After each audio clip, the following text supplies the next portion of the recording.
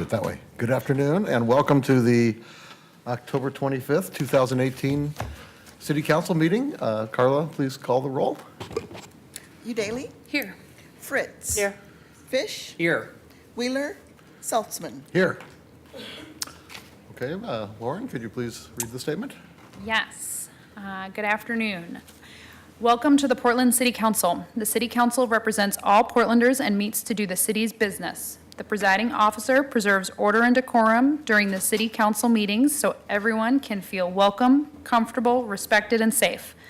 To participate in council meetings, you may sign up in advance with the council clerk's office for communications to speak briefly about any subject. You may also sign up for public testimony on resolutions or first readings of ordinances. Your testimony should address the matter being considered at the time. When testifying, please state your name for the record. Your address is not necessary. Please disclose if you are a lobbyist. If you are representing an organization, please identify it. The presiding officer determines the length of testimony. Individuals generally have 3 minutes to testify unless otherwise stated. When you have 30 seconds left, a yellow light goes on. When your time is done, a red light goes on. If you are in the audience and would like to show your support for something that is said, please feel free to do a thumbs up. If you want to express that you do not support something, please feel free to do a thumbs down. Disruptive conduct, such as shouting or interrupting testimony or council deliberations, will not be allowed. If there are disruptions, a warning will be given that further disruption may result in the person being ejected for the remainder of the meeting. Okay. After being ejected, a person who fails to leave the meeting is subject to arrest for trespass. Thank you for helping your fellow Portlanders feel welcome, comfortable, respected, and safe. Thank you. And Carla, could you please read item 1114? Proclaim October 2018 to be Disability Employment Awareness Month. Commissioner Fish. Thank you, Mr. President. And first, let me just acknowledge all of our guests here today in council chambers. It is actually quite rare on our afternoon session to have this many people. So thank you for taking time out of your busy lives to be with us today for this celebration and the reading of the proclamation.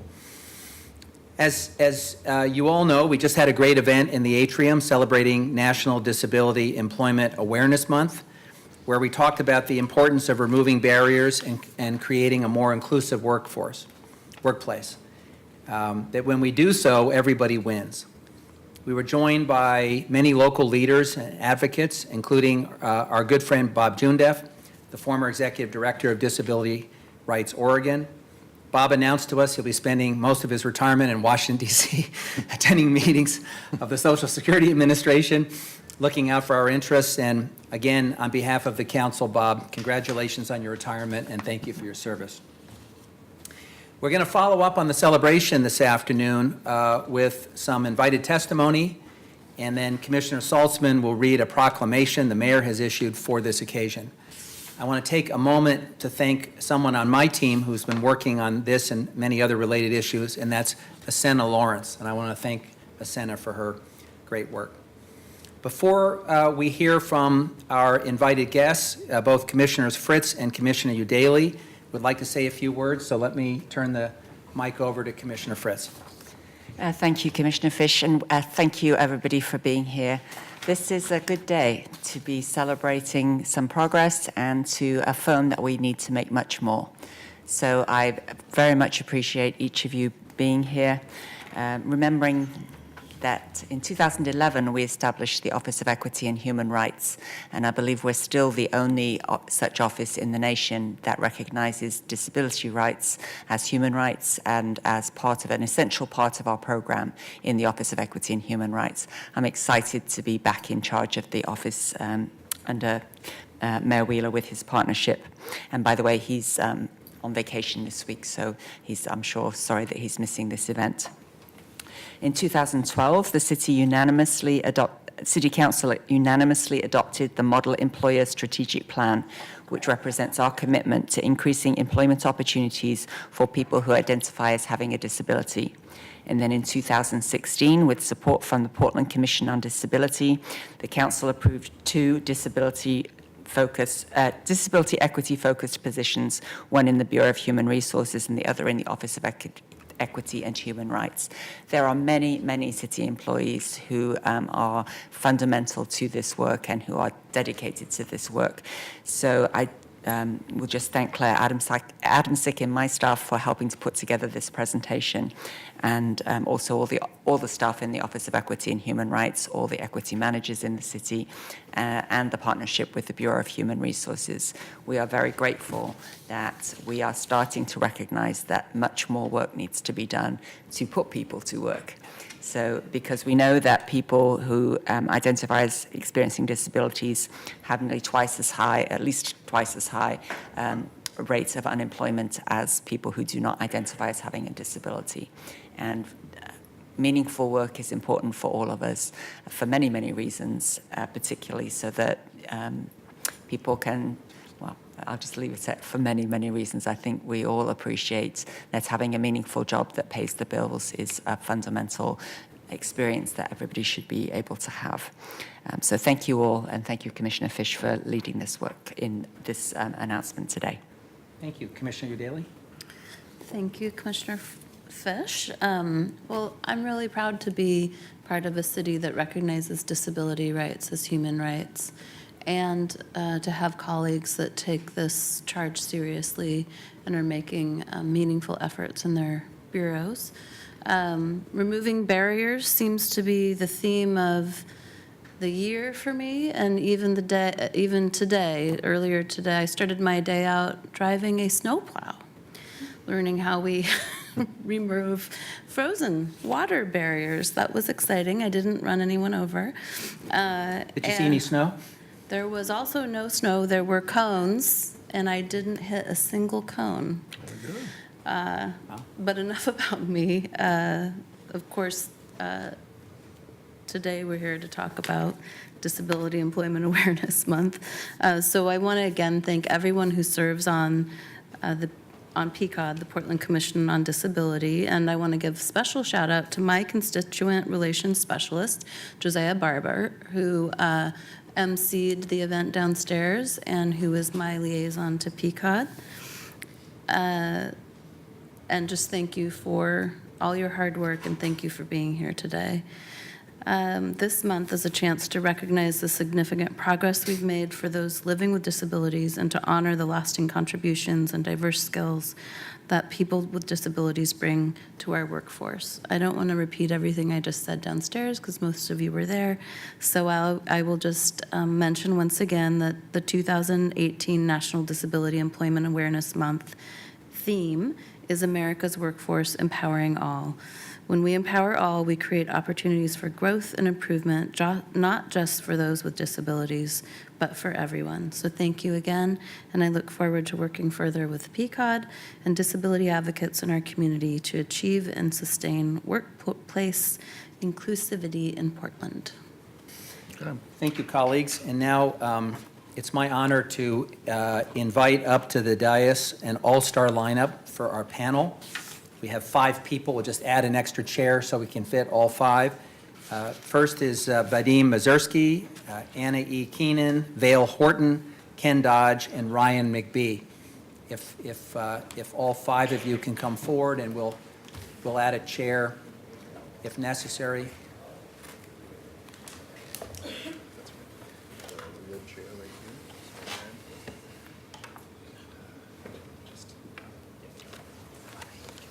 Great, thank you.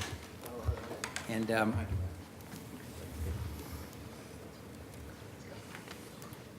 so, Vadim, do you want to kick us off, or how would you like to begin? I'd love to. Please, if you can just bring the mic as close as possible. And just give us your name again also. Hello, everybody. My name is Vadim Mazursky. Many of us have met, and it's a pleasure being in front of you. I appreciate this opportunity to recognize a very important occasion. First of all, I would like to thank Kofi Desu, who has been very helpful on behalf of OEHR in organizing this event as well, and Asena Lawrence, Claire Adamsick, and Josiah Barber, who had mentioned, who work at City Hall, as well as the Portland Commission on Disability, many of whom are here today, without whom this event would not have been organized as well as it has. Portland draws its strength from the differences of its people. I'm sure we all recognize that, from a vast range of thought, experience, and ability. Every day, people with disabilities enrich our community and businesses. They are leaders, entrepreneurs, and innovators, each with unique talents to contribute and points of view to express. During National Disability Employment Awareness Month, we acknowledge this culture of diversity and renew our commitment to build a workforce that offers inclusion and opportunity for all. In the decades since the passage of the Americans with Disabilities Act, much progress has been made. However, the unemployment rate for people with disabilities remains high, as has been noted several times. Many of us are related to people with disabilities. Many of us associate with disabilities, identify with disabilities. Many of us have friends with disabilities. And so I think it is incumbent upon all of us to do what we can to change that statistic. Sitting at this table today, are individuals that are using their considerable talents to improve economic opportunities for people with disabilities. We have Anaí Keenan is the City of Portland's Disability Resource and Employment Specialist. As part of the Bureau of Human Resources, Anaí is actively working with city stakeholders to create and sustain employment systems for job applicants and employees with disability. Next to me is Vail Horton. Vail is a motivational and inspirational speaker. He is the founder of Keen Healthcare and Insight, a nonprofit that has raised more than, or Insight at least is a nonprofit that has raised more than $12 million for education, employment, and independent services for people with barriers. Two people down from me is Ken Dodge, who is the Workforce Service Manager at Oregon Commission for the Blind. He supervises a statewide team of staff who engage with businesses and OCB clients to achieve the best possible competitive, integrated employment outcomes. Prior to that, Ken spent 17 years working for the Portland Community College as Director of Workforce Development. And with him is Mr. Ryan McBee, who works at OCB as the Rehabilitation Assistant. Ryan graduated in 2014 from Western Oregon University with a degree in political science. Thank you very much, and I will cede the floor to Anaí. Good afternoon. So, as Vadim mentioned, my name is Anaí Keenan, and I am the Disability Resources and Employment Specialist, which is a bit of a mouthful, working at the Bureau of Human Resources. So, National Disability Employment Awareness Month is a wonderful opportunity to celebrate the hard work and the accomplishments of all employees with disabilities across the nation, including those here at the City of Portland. So as we know, people with disabilities encounter significant barriers to employment. A report from the Oregon Office on Disability and Health noted that Oregonian adults with disabilities are employed at less than half the rate of those without. In response to this challenge, the city has committed to being a model employer and an employer of choice for disability community. So the purpose of the City Disability Employment Program is, as Vadim also said, to develop and sustain equitable employment systems for job applicants and for employees with disabilities. So as part of that work, we are strengthening our reasonable accommodation system. We are helping to facilitate a welcoming work environment.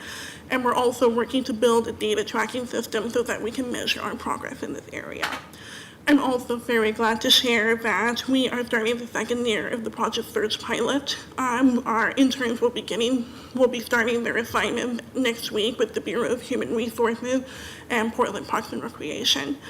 So in closing, I would just like to thank City Council for all of their tremendous support of National Disability Employment Awareness Month, as well as helping to start the Disability Employment Program here at the city.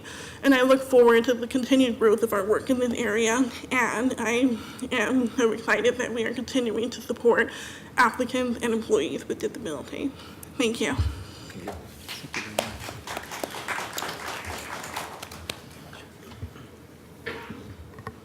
Hi there. Thank you for having me. My name's Vail Horton, and it's a privilege to be here. I tend to talk in a way that is, my wife calls it a little future-oriented. It's a little down the road, and I preface that because some of the things I say haven't been said before or said differently than you're going to expect. I was born without legs. This arm doesn't touch my face. This arm looks like this. In addition, I'm a type 1 diabetic who takes insulin all the time. I have half my hearing in my left ear and 3/4 of my hearing in my right ear. And my bladder stopped working about a year ago, and so I have to drain my bladder in a way that feels like a car accident every time I do it. I tell you that because those aren't my disabilities. Zip, zero, zilch. My disabilities are that I'm a control freak, or that I eat to feel good, and that's why I'm overweight. My disabilities are that I push my kids too hard, or sometimes I come across as not being very empathetic. I'd like to propose that the title for next year, while this year it's focused on barriers and changing those barriers, I'd like to propose a topic for next year that there needs to be a culture change. The fastest way you get people with disabilities employed is to create a level playing field. And when you go into businesses, private or government, and you were to say that procrastination and being negative and being late, whatever they are, as well as being on a skateboard, we're all disabled. When you create that level playing field, you can really start to move the needle of employing people with disabilities. Insight's a nonprofit that has a lot of neat people who are dedicated to helping you create ideas on how to do that. We employ people by the tens, by the hundreds. We do that through job fairs. We do that through education to businesses. Just today, we spoke to 150 managers and executives of the Port of Portland. And at the beginning of that speech, I asked, who here is disabled? And we got like 1 or 2 hands. And by the end of the speech, everyone raised their hand because we all have a disability. It's really important to have government play a role in diversity and inclusion and all of that. It's also really important that government understands that tricky balance of when help becomes preventing that person from unlocking their potential. And a lot of people with disabilities are locked into welfare. I know that because I was adopted at birth, and when I was 18 years old and no longer a part of California Medicaid, that I needed to go find my own health insurance. And so I went to the government to say, I was born with the disability, how can government help me?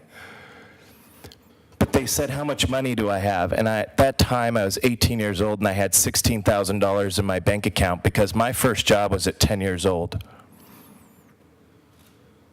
And they said, well, you have to give away your money to someone you could trust in order to get health insurance and in order to get a monthly income that would provide for yourself. And you probably know a little bit enough about me to know that I turned my head to that, right? I did not accept that. We're not just talking about jobs, and we're not just talking about people with disabilities. A job provides independence, and when people have independence, they're happy.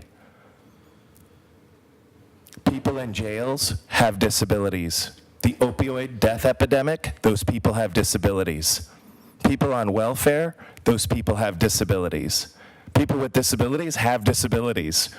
But we're all in this together, and the goal is, how do you change the culture to really motivate and change people's thinking to where hiring with people with disabilities is a great thing? You can walk 3 blocks from this building and see now hiring signs. There's enough jobs for people with disabilities, but there needs to be a combination of removing the barriers, but also changing the culture. Because we don't want to end up in a country where every parking spot's a disabled parking spot.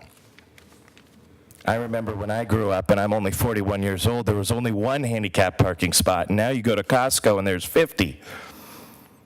So we really need to change the way we look at people with disabilities and realize everybody has a disabilities. A job's important for everybody. What do we need to do in order to move the needle? That's my diatribe. And Insight has phenomenal people that are willing to spend time with you all to create some innovative ideas that are results-oriented, that don't just move the needle a little bit. We're not talking about hiring people with disabilities 1 or 2 at a time, but how do we employ people with disabilities in 10 and 100 and 1,000 a time? So thank you for your passion towards this topic. It's an important one. Thank you.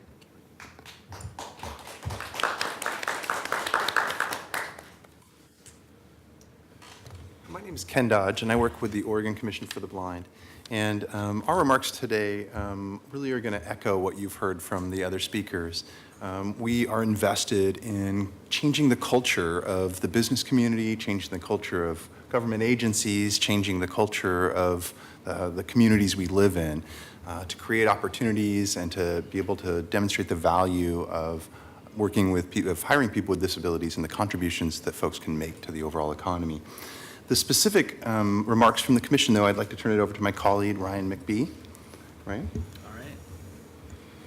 Thank you, Ken. Thank you, members of the City Council. As it's been said before, we're celebrating Disability Employment Awareness Month as part of October. So what does this mean? This provides us an opportunity to celebrate, educate, discuss, and advocate for employment opportunities for people with disabilities. The Oregon Commission for the Blind is tremendously appreciative for the opportunity to participate in this event with the City of Portland today and so many of our community partners. OCB, the Oregon Commission for the Blind, embraces a dual customer approach to our work and fulfilling our mission which is to empower Oregonians who are blind to fully engage in life. The first component of this customer service approach is by helping Oregonians who are blind get and retain employment, which allows them to support not only themselves, but also their families. How do we do this? By offering our clients training in orientation and mobility, independent living skills, and assistive and adaptive technologies. The second part of our approach is partnering with local businesses by offering them training in disability awareness and etiquette, advice for creative strategies for inclusive outreach, retention, and recruitment. We also provide guidance to these employers in the categories of accessibility, accommodations, and assistive and adaptive technologies. We provide demonstrations and consultation for these skills as well. The Oregon Business Committee can greatly benefit from working with the organizations like the Oregon Commission for the Blind. By creating inclusive strategies for recruitment, businesses can greatly increase their chances of finding a highly qualified candidate for a difficult-to-fill position. A business's potential customer base can dramatically increase by demonstrating a commitment to inclusion. As it's been said earlier today, nearly 19% of the U.S. population identifies in some way as having a disability. So what does this mean to employment? This can translate into billions of dollars of revenue.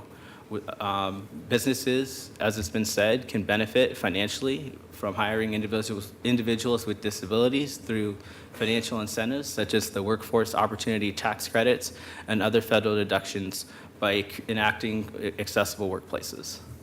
And the last part, I just want to say, as someone who has benefited as a client from the Commission for the Blind, as someone who, as I've gotten older, my eyesight's gotten worse, and I turned to the Commission for the Blind to get the help I would need. As it was said in my introduction this afternoon, I got my bachelor's degree in political science from Western Oregon University. It's something I wouldn't have been able to do without the help and support of the Commission for the Blind. And I just want to conclude and say that my story is not unique. There are hundreds of blind Oregonians who would like to be employed. Just give us a chance, build that relationship between the employers, the available resources at the Commission for the Blind, and our staff members to make that employment a reality.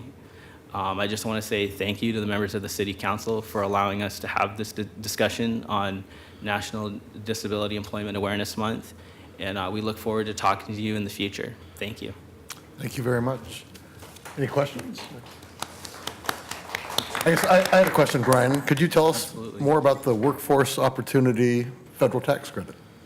Sure. I know that Ken works with it all the time, so he could get into the exact yeah. specifics. But there are resources available to employers who hire individuals with disabilities. They can get tax credits and all the training and consultation. That's something that I believe the commission does as part of their free service. That You do consultation with employers? Absolutely. So, okay. yeah, absolutely. We can meet with employers to talk about adaptive and assistive technologies, about ways to streamline and kind of create a welcoming environment in their workplaces. And then there's financial incentives, and we can definitely connect employers and people in the business community to the Work Opportunity Tax Credit and other federal deductions that exist to create accessible workplaces. Okay. And then is it Vail or Val? Vail like Colorado, Horton Okay. like Horton Hears a Who. So your firm is called Insight. Yes, Does it also work with employers on issues like this? absolutely. Okay, great. Yeah. We do, we help people with disabilities get employed on a monthly basis through a lot of different programs that we have, but then also we have an entrepreneurship program where we're actually making investments and helping people with disabilities start their own business. Great, okay. So at this point, Commissioner Saltzman, the President of the Council, is going to read a proclamation. And following the proclamation, we're going to gather in this part of the front of our area and for a group photograph. Okay, here goes the proclamation. Whereas in 1945, Congress first declared October as a month dedicated to employing people with disabilities. And whereas in 1990, President George Bush signed into law the Americans with Disabilities Act, a comprehensive civil rights law that prohibits discrimination based on ability. And whereas the City of Portland is committed to being a model employer by removing barriers in the workplace, providing meaningful access and services, and building a workforce of people of diverse abilities who strengthen our bureaus, our offices, and our work. And whereas the City of Portland has programs dedicated to increasing employment of people with disabilities, including the city's new Disability Employment Program, Disability Power PDX, the Project Search Internship Program, the upcoming launch of Access to Work Program, and many other resources and opportunities within our bureaus. And whereas the Portland Commission on Disability is an advisory body that seeks to broaden outreach and inclusion of people with disabilities in our community and to facilitate increased collaboration and information exchanges between people with disabilities, city bureaus, and city council. And whereas the City of Portland recognizes that there are many forms of disabilities and that people with disabilities come from all backgrounds, ages, social classes, sexual orientations, and gender identities. And whereas this month we dedicate more than 70 years of progress and look forward to continue building upon that work, and are proud to uphold the theme of this year's National Disability Employment Month, Empowering All. Now therefore, I, Ted Wheeler, Mayor of the City of Portland, the City of Roses, do hereby proclaim October 2018 to be Disability Employment Awareness Month in Portland and encourage all residents to observe this month.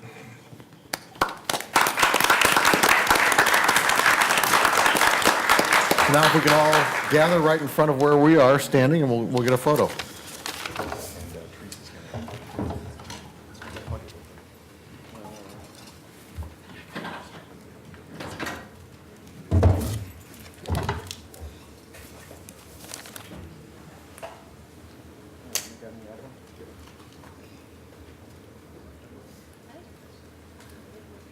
Bill, would you like a chair?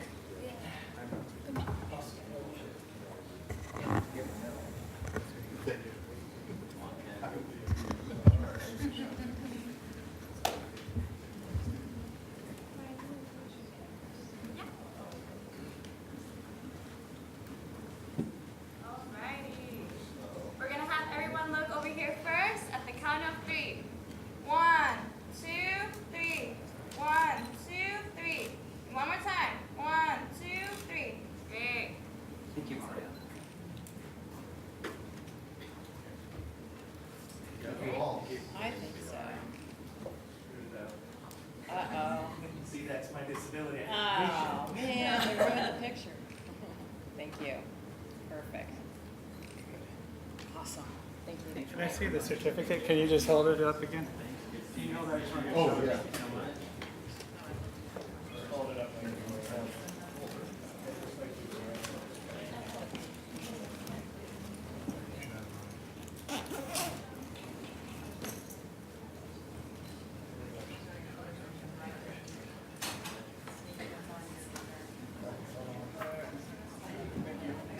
Thanks again. Appreciate your work.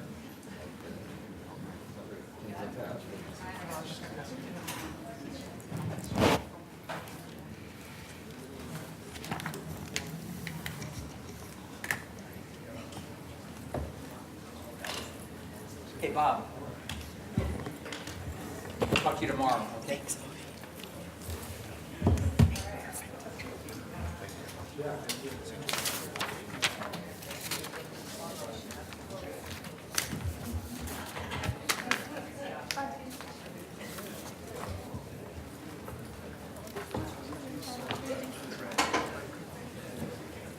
Nice job.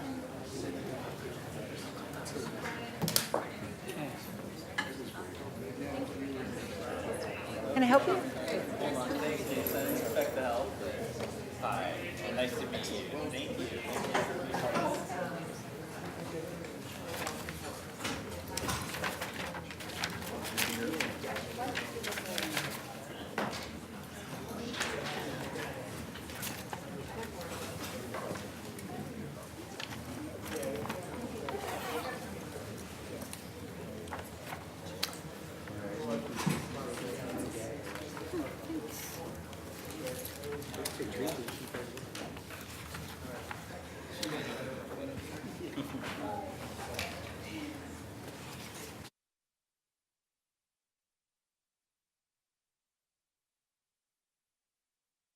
Item 1115. 1115, consider the appeal of Deborah A. Byrne against the hearing officer's decision to approve a conditional use review for a new 8-space parking lot on Imago de Ministries property at 1404 Southeast Ankeny Street, LU 18-174083CU. Thank you. Okay. We need to recognize our city attorney first to make some announcements about today's hearing. Got it. Thank you. Good afternoon. This is an evidentiary hearing. This means you may This means that you may submit new I'm sorry. This is an on-the-record hearing. This means you must limit your testimony to materials and issues in the record. We will begin with a staff report by the Bureau of Development Services staff for approximately 10 minutes. Following the staff report, City Council will hear from interested persons in the following order. The appellant will go first and will have 15 minutes to present her case. Following the appellant, persons who support the appeal will go next. Each person will have 3 minutes to speak. The principal opponent, the applicant here, will have 15 minutes to address the City Council and rebut the appellant's presentation. If there is no principal opponent, the council will move directly to testimony from persons who oppose the appeal after supporters of the appeal conclude their testimony. After the principal opponent, the council will hear from persons who oppose the appeal. Again, each person will have 3 minutes. Finally, the appellant will have 7.5 minutes to rebut the presentation of the opponents of the appeal. The council may then close the hearing, deliberate, and take a vote on the appeal. If the vote is a tentative vote, the council will set a future date for the adoption of findings and a final vote on the appeal. If the council makes a final vote today, that will conclude the matter before the council. For on-the-record hearings, I'd like to announce several guidelines for those who will be addressing the City Council today. The evidentiary record, again, is closed. Again, this is an on-the-record hearing. This is a hearing to decide only if the hearings officer's decision made the correct decision based on the evidence that was presented to him. This means you must limit your remarks to arguments based on the record compiled by the hearings officer. You may refer to evidence that was previously submitted to the hearings officer. You may not submit new evidence today that was not submitted to the hearings officer. If your argument includes new evidence or issues, you may be interrupted and reminded that you must limit your testimony to the record. The council will not consider the new information, and it will be rejected by the city council, rejected in the city council's final decision. Objections to new evidence. If you believe a person has addressed the city council today, improperly presented new evidence, or presented a legal argument that relies on evidence that is not in the record, you may object to that argument. Objections to new issues. Finally, under state law, only issues that were raised before the hearings officer may be raised in this appeal to city council. If you believe another person has raised issues today that were not raised before the hearings officer, you may object to council's consideration of that issue. The applicant must identify constitutional challenges to the conditions of approval. Additionally, if the applicant fails to raise a constitutional or other issue related to the proposed conditions of approval with enough specificity to allow the council to respond, the applicant will be precluded from bringing an action for damages in circuit court. I would like to make two announcements. One is that if everyone can, both council and the public, make sure that they state their name before speaking. That's an accommodation that the applicant requested. And I will try to remind you as well. But before speaking, please state who is speaking. And then the other is that we have received information from, statement from the appellant, both in initial submittal and the rebuttal that's in your packet. And as identified in the applicant's testimony and then also confirmed by staff, there are a couple of pieces of information that are considered new evidence and that we'd like you not to consider today.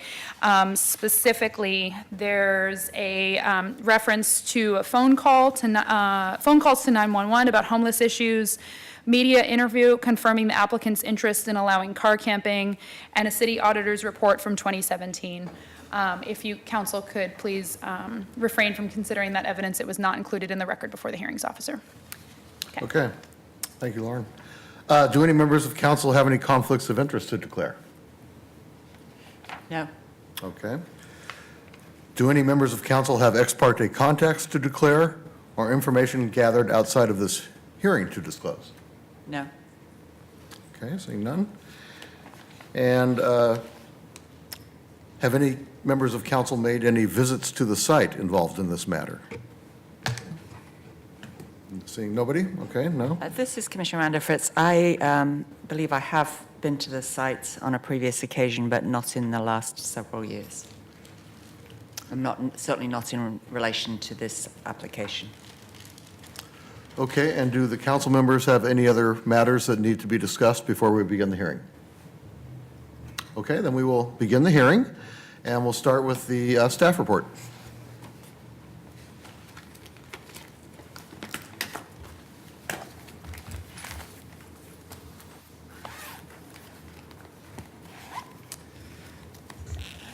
Good afternoon. I am Andy Galizia. I'm a planner with the Bureau of Development Services. This is an appeal hearing for a Type 3 conditional use review. The conditional use proposal is a new surface parking lot at the Imago Dei Church. The hearings officer approved this conditional use review after a public hearing, and that approval was appealed. The appeal was based on impacts from the use of the church property by persons experiencing homelessness, on the impacts of tree removal, and on impacts to traffic safety and the availability of on-street parking. And my role here today is to present the hearings officer's decision. So this is the site. This is in inner southeast Portland, between Southeast 13th and 15th Avenues, just 1 block south of East Burnside Street. The site contains 2 existing church buildings. There is an existing 12-space parking lot in the southwest corner of the site, near the corner of 13th and Ash Streets. And the proposed parking lot would have 8 spaces and would be at the northeast corner of the site, near the intersection of 15th and Ankeny. This is the zoning map. Most of the site is designated with the R1 multi-dwelling residential zone. The southeast corner is designated with the R2.5 single-dwelling residential zone. Churches require conditional use review in both of these residential zones. Generally, the neighborhood east and south of the site is zoned residential, and properties to the north and west have commercial and employment zoning. However, several of the properties to the north and west are developed with apartment buildings. This is the applicant's site plan. you can see the existing 12-space parking lot in the lower left and the proposed parking lot in the upper right. There are 7 trees shown for removal, including one that's in the public right-of-way. 4 of these 7 trees are less than 6 inches in trunk diameter, so under the city's tree code, they could actually be removed without the need for a permit. The other 3 include a 16-inch tree in the public right-of-way, a 12-inch tree on the property, which is the southernmost tree shown for removal on this plan, and the largest tree shown for removal is a 33-inch black pine tree, and that's the northernmost tree shown for removal on this plan. So next I'll review some photos of the site and the surrounding neighborhood. On the right side of each of these slides, you'll see a map with an arrow indicating where the photo was taken from. This first photo is a photo of one of the existing church buildings, viewed from the corner of 15th and Ash Streets. This is a photo of the existing surface parking lot in the southwest corner of the site. This is viewed from Southeast Ash Street. This is a photo of the northeast corner of the site. This is where the new parking lot would be constructed if this were approved. Behind the sidewalk, on the right side of this photo, you can see the 33-inch black pine that would be removed for the new parking lot. This is a photo looking across the street from where the new parking lot would be on the east side of Southeast 15th Avenue, just showing the residential neighborhood there. This is a photograph looking northeast from where the new parking lot would be. Southeast Ankeny Street is a bike boulevard. And this is looking to the west from where the new parking lot would be. You can see here on the north side of Southeast Ankeny Street is an apartment building across the street from the church. The conditional use approval criteria for institutional uses in residential zones are here. The first criterion is the proportion of household living uses, and specifically that the overall residential appearance and function of the residential area will not be significantly lessened due to the increased proportion of non-residential uses. In this case, the site is already developed with a non-residential use, the church. The proposal would not increase the number of non-residential uses in the area or the intensity of the existing church use. The new parking is intended for the existing level of parking demand from the church. It would accommodate some church-related parking that's currently happening on the street. So for these reasons, the hearings officer found criterion A was met.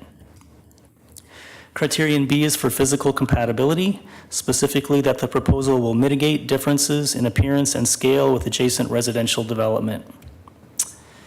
This is the applicant's landscaping plan for the new parking lot. There would be rows of evergreen shrubs and 10 new trees around the parking lot. That's in addition to the existing street trees between the sidewalk and the street, all but one of which would be retained. The applicant's plan shows most of the parking lot with perimeter landscaping setbacks that are deeper than the 5 feet minimum that's required. Concerns were raised to the hearings officer about tree removal and especially about the loss of the 33-inch black pine tree. The hearings officer found that beyond the tree code requirements, which the applicant's proposal would meet outright, tree removal was relevant to conditional use approval criterion B for physical compatibility. However, the hearings officer found that even with the proposed tree removal, the landscaping plan around the parking lot would be sufficient to promote physical compatibility with the residential area for purposes of this criterion, maintaining a green edge for this corner of the site and replacing the 7 trees to be removed with 10 new trees. Concerns were also raised that the new landscaping would block views into the new parking lot from outside the site, but the perimeter landscaping requirement is not intended to fully screen views into the site. The new trees would be spaced more than 15 feet apart, and the shrubs along the outside perimeter of the parking lot would be about 3 to 4 feet tall at maturity. So for these reasons, the hearings officer found that criterion B was met. Criterion C is for livability, and specifically that there would be no significant adverse impacts related to noise, glare, late-night operations, odors, litter, privacy, and safety.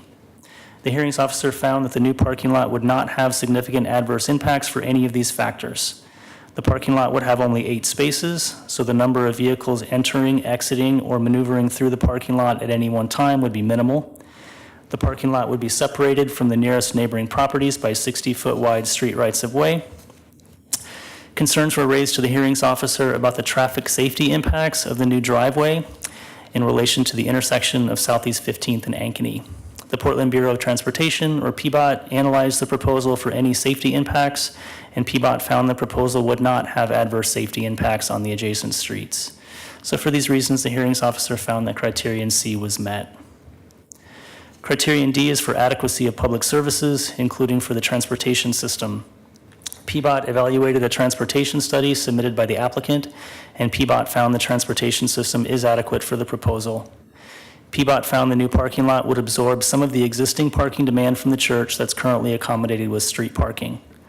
Some neighbors raised objections to the hearings officer that the driveway access to the new parking lot would remove 2 on-street parking spaces that are currently available for neighbors, and on-street parking in this neighborhood already being very tight. The hearings officer reviewed PBOT's findings and the applicant's transportation study and found that the new parking lot would improve the parking situation in the neighborhood during the times of church activities. And the hearings officer also found that even when there are no church activities, the loss of the 2 on-street parking spaces for the new driveway would have only a small impact on the overall availability of street parking in the neighborhood. The transportation study indicated there would still be some unoccupied street parking spaces in the surrounding neighborhood after the new driveway was constructed on this block. So while the hearings officer agreed that the evidence in the record showed that street parking is already tight, he did not find the evidence in the record to show that this proposal would be a tipping point that would worsen street parking availability to the point that the transportation system could not be found adequate for the proposal. In addition, the Water Bureau, Police Bureau, Fire Bureau, and the Bureau of Environmental Services all evaluated the proposal for adequacy of public services, and none of these bureaus raised concerns. So for these reasons, the hearings officer found criterion D was met. Criterion E is for consistency with adopted area plans, and this site is within the Buckman Neighborhood Plan area. The hearings officer found the proposal was consistent with relevant policies from the neighborhood plan because the proposal would increase the off-street parking capacity on the church property from 12 spaces to 20, absorbing some church parking that's currently happening on the street, and also because the church implements other measures to manage parking impacts, such as 4-day work weeks for all church employees and maintaining shared parking agreements for use of some neighboring off-street parking lots during Sunday services. So for these reasons, the hearings officer found that criterion E was met. The hearings officer found that each of the approval criteria were met, so the hearings officer approved the conditional use review. I want to mention that one of the concerns brought up to the hearings officer by the appellant was that the church may intend for the new parking lot to be used for overnight camping in vehicles by persons experiencing homelessness. In response to that, the hearings officer stated in his written decision that he reviewed the applicant's proposal as written against the approval criteria, and since the applicant's proposal did not mention overnight camping, the hearings officer found that any potential for camping on the new lot was not relevant to his review. So he did not address that concern further than that in his decision. And that concludes my presentation. I'd be happy to answer any questions. And I also want to mention that the PBOT reviewer is here to answer any transportation questions. Thank you. So I had a question. Could you just back up a little bit? You said because the applicant did not mention overnight camping in the application? Right. The hearing officer found that not to be a potential concern? Essentially, the hearings officer stated in his written decision that he felt bound to review the proposal submitted by the applicant and not comment or consider speculation from others of what the applicant may intend. Okay. Thank you. Sure. Other questions? Okay, then we'll hear now from the appellant.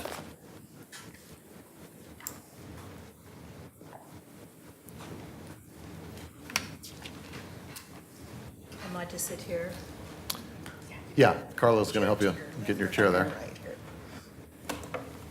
It's going to take me just a minute to set up my system. Okay. So you know I am legally blind, I have no central vision, and during my presentation there will be pauses because I'll be listening to my notes. Okay.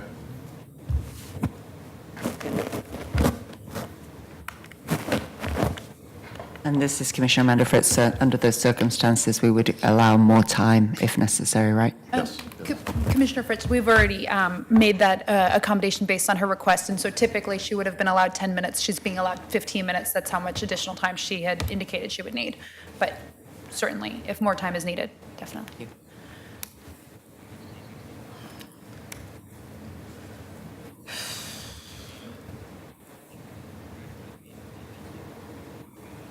This is a new computer for me.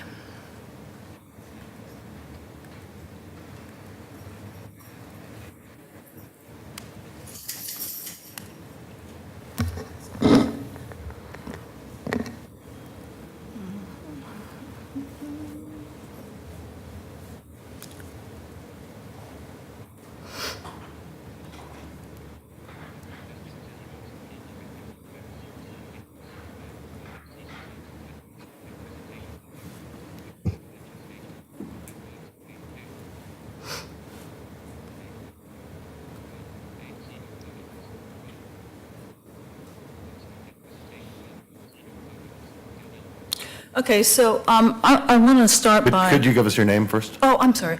It's Deborah Byrne. Okay. And I live 1 block from the proposed project. I've also been a parishioner in the church for 4 years. And what I want to first address is the on-record limitation, and it seems timely given what was just presented to you, the commissioners, before this appeal, that I have been profoundly blocked in making an appeal based on my disability. I don't know if you know this, but the Bureau of Development Services offers residents in an area, or whoever wants to review a land use application, they're supposed to come in person to a window and physically look at the documents that the applicant has submitted. These documents were not made available to me until after the hearing officer made his decision. I did not receive a timely notice about this application. I found out about it 2 days before the hearing.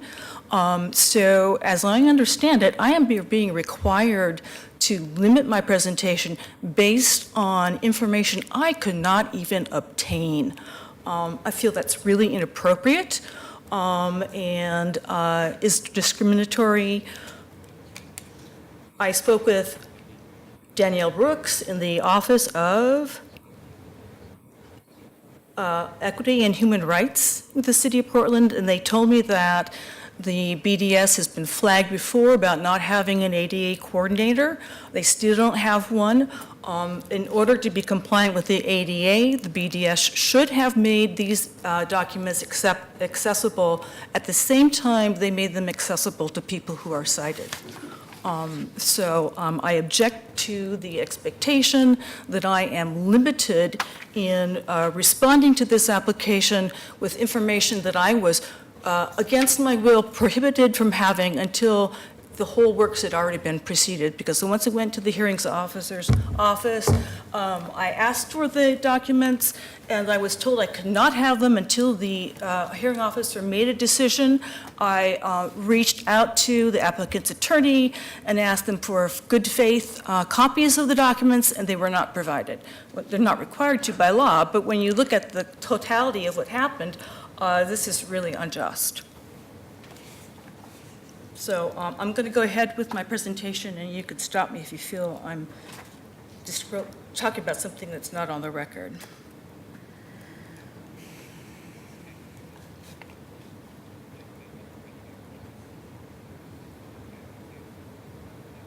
So I'm going to jump to the safety issue because I think that is the most significant.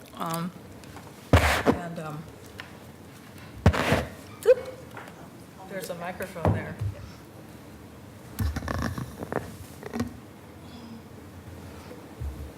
Well, I'm reaching for my water, which I can't find.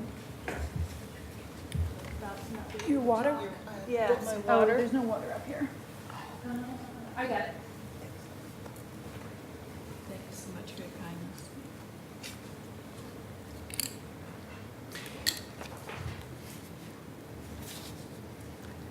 Ms. Byrne, while it's Nick Fish, while you're waiting to continue, can I ask you a question? Sure. I'm reading off of the materials that we have, which includes the decision of the hearing officer, and it says that the hearing was held on August 13th, 2018. Is that correct? That sounds right. And it lists a number of people who testified at the hearing, and it includes Deborah Ann Byrne. That would be you. That's me. It goes on to say that the record was held open for an additional week for new written evidence, and until a week beyond that for any rebuttal. So is that a fair statement that you were given a week following that hearing that you testified in to present any, quote, new written evidence? Yes, I was given a week, but without any of the applicant's documents. Okay, and when did you come into possession of those documents? Approximately, the BDS gave them to me about 1 or 2 days after the decision was made, and then it took me another 2 days to get those transferred into an accessible format. Okay, thank you. So I want to talk about the traffic safety hazard. And I have to admit, I haven't seen the PBOT, it's the Portland Department of Transportation finding, but I have seen the Kittleson report that the applicant uses. So this diverter is really unique. It's a diagonal diverter. I hope you're able to see it on the image that you have. Traffic traveling east on Ankeny has no stop sign. They turn right, and some of them are going quite fast. It's like a funnel. They're funneled to the right. And my concern, as I explained, was that the driveway would be too close for a driver, particularly a bad driver, to stop in time to not crash into somebody who has slowed down or stopped to turn into the driveway. And additionally, the traffic on the other side of the lane has no divider to prevent them from turning into the driveway from there either. And in the Kittleson traffic impact study that they did, only talks about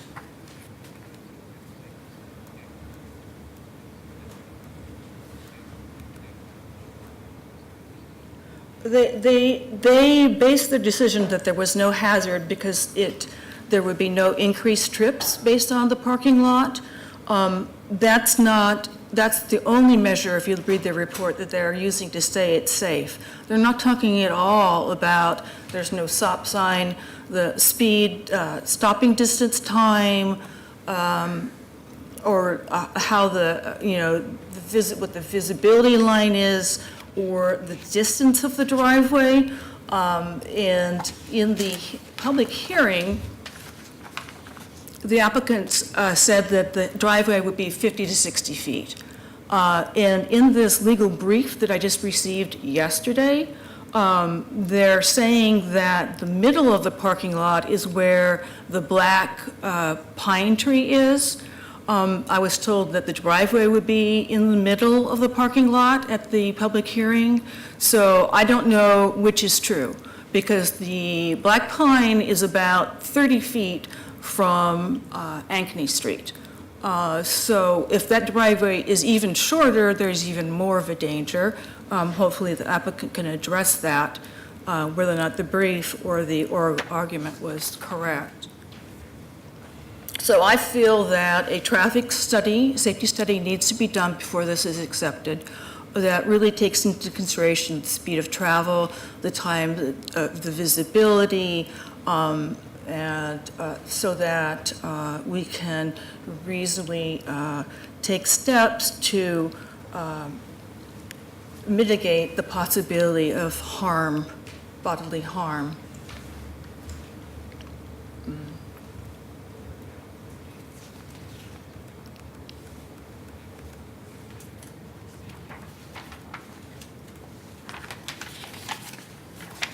Can I ask a question of counsel here please. for a second? It's Nick Fish. I'm trying to make sure we follow the guidance that you gave us, because you gave us very clear instructions. We've just heard a presentation about traffic and traffic safety. I don't actually see that issue raised in the notice of appeal, nor in any of the narrative forms. So to what extent can we consider that, and to what extent is that new evidence? So I'm going to defer to staff and the applicant as to whether or not they think something is new evidence that was not presented to the hearings officer. My understanding from staff is that traffic safety was discussed before the hearings officer, so that issue is not necessarily a new issue. However, whether or not specific details or any facts or numbers are new, that might be new evidence, and unless the applicant objects, you can continue to listen, and the applicant has the ability to object at any time. But I just want to be clear, because I don't know the answer to this. It's an issue that was before the hearing officer, so it's relevant, and there was testimony. Yes. To what extent are we to be guided by the fact that it is or is not included in the appeal filed by the party? It should be in the appeal.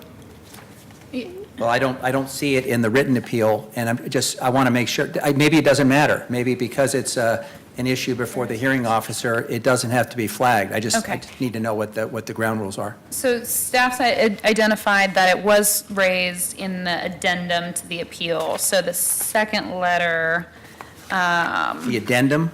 yeah, the appellant filed an addendum to her appeal earlier this week, or at the end of last week, and it went out to council on Monday. Okay, and staff has concluded that framed that issue? Yes, the traffic safety issue has definitely been framed. Okay, thank you very much. Thanks for checking. Okay, Ms. Byrne, please Okay, continue. how many minutes do I have? You have 8 minutes and 20 seconds. Oh, okay. I want to address the issue of the homeless camping in this area that is the proposed project. So most of the church's parishioners do not live in the neighborhood. This area has been a long-established area for people to sleep. And I could say more about that, but I'm not sure if I'm precluded from. So when I got the notice, I had a reader read me the notice. I went to Rick Johnson, who does land use for the Buckman Neighborhood Association. And that is when I learned that the church had already used public news to announce that Ben Sand was working on the project of getting churches in the area to use their parking lots for up to 3 stalls for people homeless living in a car to park. And that I believe that in the initial hearing, I mentioned that I had information that they had publicly gone with news to say that this was their intent. It wasn't until after the hearing and I did some research that I found out the actual news presentation, which the staff attorney said shouldn't be considered. But I did bring up the issue of media in the open hearing. There goes my belly to talk. So,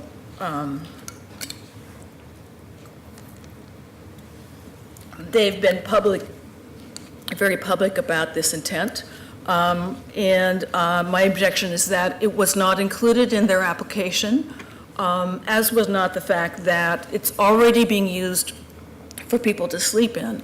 And I mentioned that Kim, who gave written testimony, had identified too that she's had problems with racial slurs coming from someone there, and defecation orders, and seeing the church kept picking up defecation in this area. And so my objection, not that I'm against homeless car, it's called the homeless car pilot, so it's an experimental new thing. My objection is that in bad faith, the neighbors weren't really told about that intention. In the brief that was disseminated yesterday, said that I should be precluded from the evidence that the police have, the statistics that the police have on the various 911 calls to this area that prove this previous use. And the question really is, for me, if we go ahead and put this parking lot here, one, there's already a population of people who live there. And how is the church going to maintain their not being there at night? And two, let's see. How are they going to do that if they don't live there? If no one's there to do that work, if it's not managed, it's not supervised. And then the second, which I brought up in my appeal, is that, if there are people camping in their cars, what kind of situation is going to occur between the people who are just camping outside and the people who are in their cars? Most recently, in the last legal brief yesterday, the applicant says that they would be willing to have no outside camping there. I just would like them to clarify what that really means and how they would enforce that. So that's pretty much what I have to say. Okay, so that, you're finished with your, Yeah. okay. Questions? This is Amanda Fritz. Thank you for your presentation. There's already parking on this site, right? Parking on the what? The church has some parking. Yes, they have parking down on 13th. What this is about is that they sold their they have 20 staff members. They sold their 26 parking lot on the west side of 13th, therefore not having enough parking for their staff.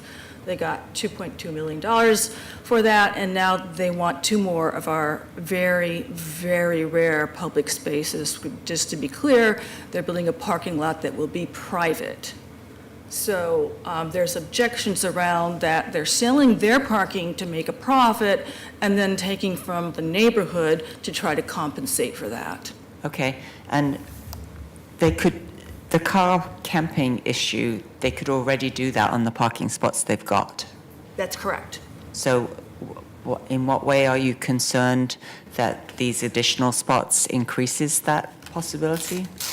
Well, so this is not on the record. My neighbor Pasha went and talked to Ben Sands, who admitted that, yes, they were thinking of putting the car parking in this new park lot. Okay. Thank you, I understand, and I'll have questions for transportation staff later. Thank you very much. Okay, so next we'll hear from supporters of the appeal. Do we have anybody signed up? No one else signed up. Okay, anybody? Okay. Then we will move on to the principal opponent, which is the applicant.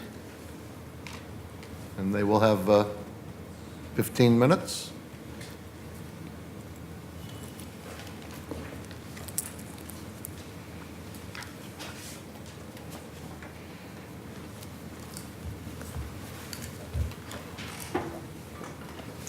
Welcome, if you could just give us your names. Good afternoon, Commissioners. My name is Renee France. I'm an attorney with the law firm of Radler White, Parks and Alexander. Could you move the mic just a little closer? Closer. I've always I seen know. people who are too close, and so I'm leery of getting too close. Just a little louder. I am here this afternoon on behalf of the applicant, Imago Dei Ministries. With me is Chris Bremer from Kittleson and Associates, who did the transportation evaluation. Also in the room with me is Jane Hansen of Lango Hansen, who is the landscape architect on the project, Ryan Milkowski of KPFF, who did the engineering work, and Jeff Marsh, who is a representative of the Imago Dei Ministries. They're available to the extent the council has any questions in those areas. At the outset, I would note, first of all, recognize that the land use process can be difficult, and especially difficult for those with disabilities. Ms. Byrne did participate in the hearing in front of the hearings officer. She also submitted written communications during the week allowed for new evidence.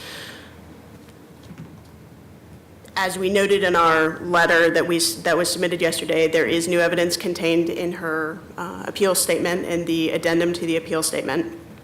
I would also maintain that there is new evidence included in the discussion today about the alignment of the intersection, about the news information, and her response to Commissioner Fritz's question on the existing parking.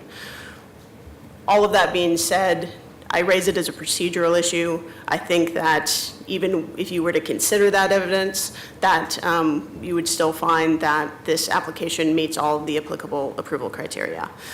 I would say on the transportation issue, because there was new traffic safety issue, let me correct, was new evidence submitted on that, that to the extent that that evidence is considered, that our expert on the traffic safety be given some leeway to respond to the arguments raised on the traffic safety context that contain the new evidence. So as Staff indicated in their report, in this case, the church has requested a conditional use review for a modest change to an established and existing conditional use. The subject site has been used as a church that has served the surrounding community for over 40 years, and the church is requesting to add the small parking area. The church is not proposing to add any building or change its operations, hours, or services. The new area will provide parking for church staff and visitors, and at the same time, additional off-street parking will help alleviate the on-street parking conditions surrounding the site, as noted by staff. And Chris Bremer will talk about that a little more in just a moment. It has always been the fact that the church is developing the off-street parking for church employees and visitors, and that's been clearly stated throughout the process. That is the purpose of the project.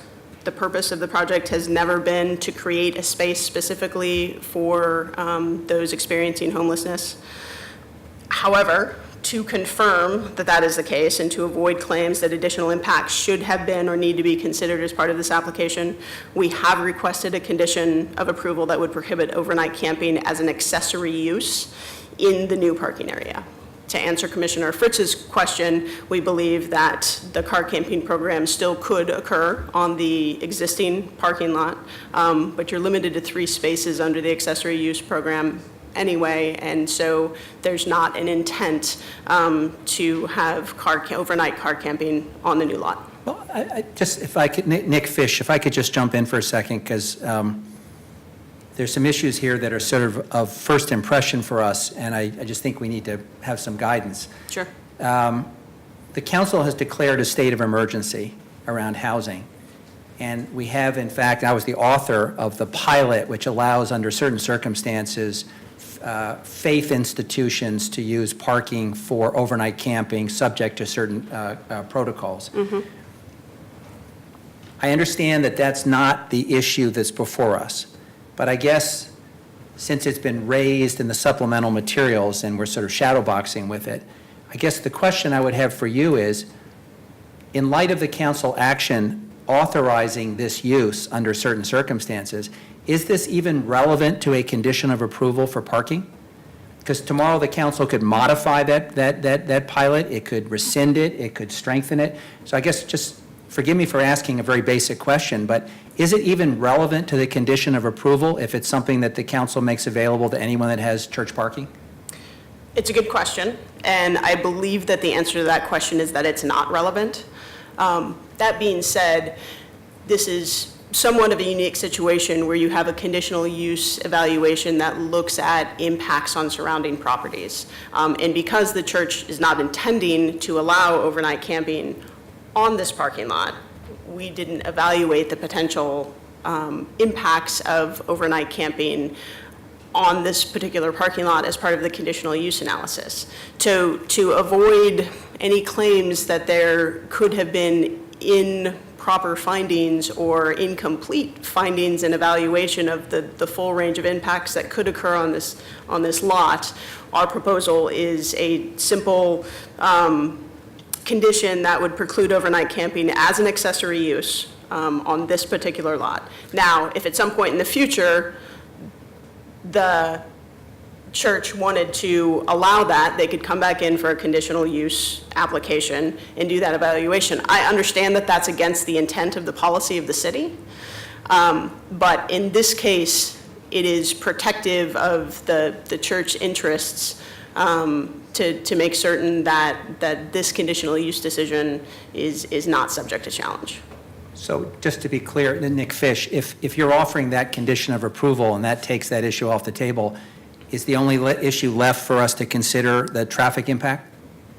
I think the traffic impact, there's Ms. Byrne in her written addendum also raised concerns about the loss of trees, specifically the larger black pine. So we're happy to address that. I will likely address that because as she has rebuttals, she could identify that. But it would be that issue and then the traffic issue. Thank you. Okay. Any other questions on that? Okay. So I think just basically, do we agree with the conclusions reached by both the staff and the hearings officer that the application satisfies all the applicable approval criteria? I won't run through them again as staff did that sufficiently. But the parking lot was carefully designed to ensure that it is physically compatible with the surrounding residential uses. The sizing of the parking lot was minimized. There was extensive vegetation. The stormwater garden avoids the need for connection to the city's storm sewer and was placed to create a additional buffer with the residential uses. There's extra interior landscaping. The perimeter landscaping meets the standards and, as pointed out by staff, doesn't create a solid vegetative barrier to address safety issues raised by the appellant. The project will improve the safety and pedestrian experience for all users around the site because the church is committed to updating curb ramps at 6 locations around the site to meet ADA standards as part of the project. In terms of the tree removal, the church did design the parking area to preserve as many trees as possible. We did note that the location of and configuration of the existing buildings on the site leave the northeast corner as really the only remaining place for the parking lot. The large black pine that is there is centrally located. It is not directly in the middle of the site, but would be impossible to develop a parking lot that would have the functionality and safety it needs in order to function as a parking lot and save that tree. The church is saving the vast majority of the existing trees on the site. Specifically, 85% of the total on-site trees will be preserved, and 71% of the on-site trees that equal or exceed 12 inches in diameter will be preserved, including 4 mature black pines that range in size from 22 inches to 28 inches in diameter. And I think that presence and number of mature trees demonstrates that the church values the trees on the campus and has been a good steward of those trees. The church is also preserving 97% of the street trees surrounding the site. Finally, they're planting 10 new trees, which exceeds the Title 11 requirements and the zoning code landscaping standards for parking areas. And as those trees mature over time, they will contribute to the neighborhood. With that, I will turn it over to Chris Bremer to discuss the traffic issues, unless there are any further questions for me. I just want to make sure I understand. So the percentage of trees preserved does not include the 10 trees being added, so there will be a net gain in the number of trees on the site. That's correct. Thank you. You're welcome.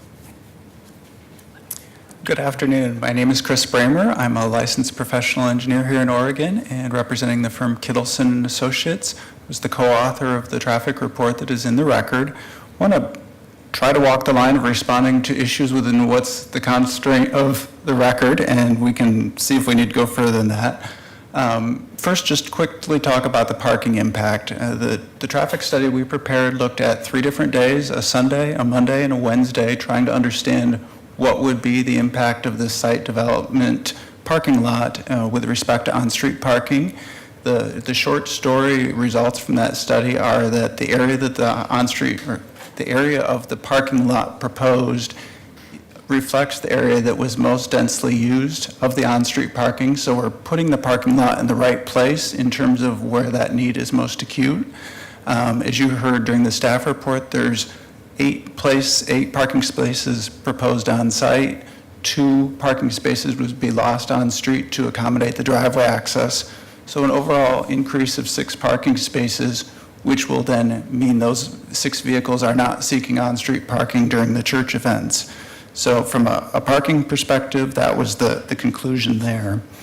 With respect to driveway spacing and answering the question where the driveway is located, within the record, the last exhibit in the hearings examiner's report, it's Exhibit C-2, has a landscape plan showing the driveway location, and that has a scale to it. The driveway is approximately 70 feet south of the Ankeny Street curb line. City code requires a minimum 25-foot spacing, so we're more than double the city code in terms of spacing. We did observe the diverter during our traffic analysis that was in place at the time. We did not flag any safety issues associated with that.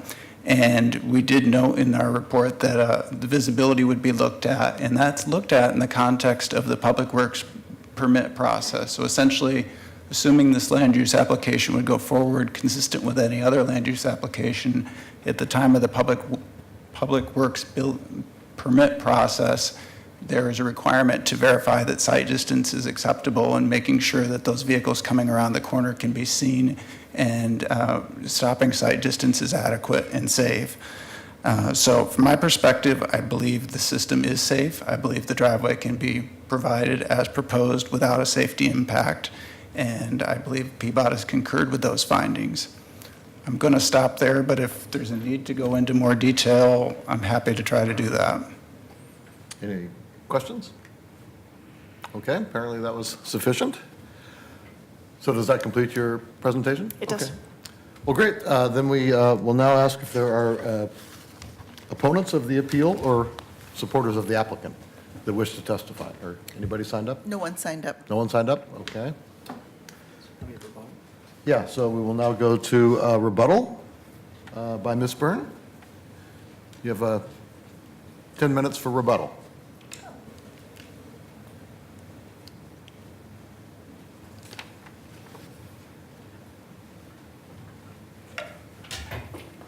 Thank you.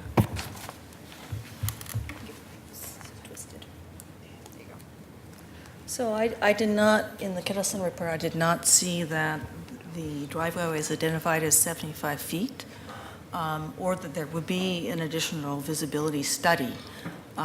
So that answers some questions. And I would like to address the tree. The argument being presented here is that by adding additional smaller trees, that it more than makes up for the loss of the tree. And in my appeal, I mentioned that the neighborhood is a Victorian neighborhood with lots of trees. Most of the big ones are elms, which we have been losing to Elms disease. And that the significance of this particular black pine tree is that it would not be subjected to this disease.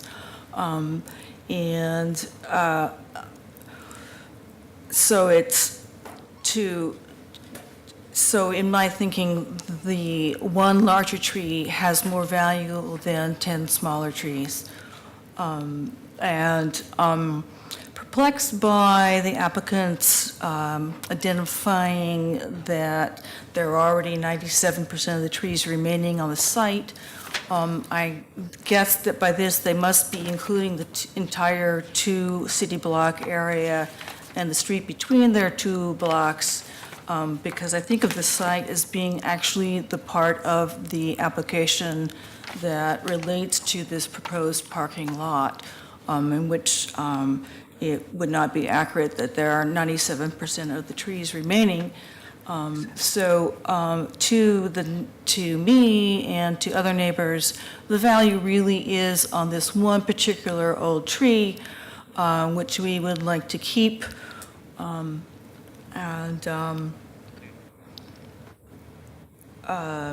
Beyond that, I wish that this information about 75 feet distance would be expressed sooner. It seems to conflict with the legal brief yesterday, saying that the black pine tree was in the middle of the parking lot, 75 feet away is not at any way where the black pine tree is.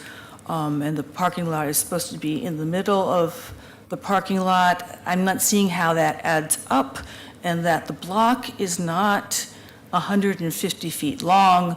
So how is that exactly that the driveway is in the middle of the parking lot when, that would require it to be, the block to be longer than it is. I hope that in your assessment of this application, that you look at some of these contradictions. I don't have the information before me to know with any kind of certainty where this driveway really is. And I just would like to emphasize how important it is that land use applications are really evaluated in terms of safety hazards. And I guess it's in your ballpark now to really look at that visibility line, what that is, in terms of the speed, because this is a funneled area where traffic is funneled. People enjoy speeding through it because they don't have to stop. And it's really beyond the information I have, given this new information, which was not presented at the hearings office. The open hearing, we were told it was 50 to 60 feet. So we'll have to trust you to make that evaluation. Okay, thank you very much, Ms. Byrne. So now we will move to council discussion. Mr. President, I'd like to make a motion. I was just going to ask if we could have the Portland Bureau of Transportation come up. Sure.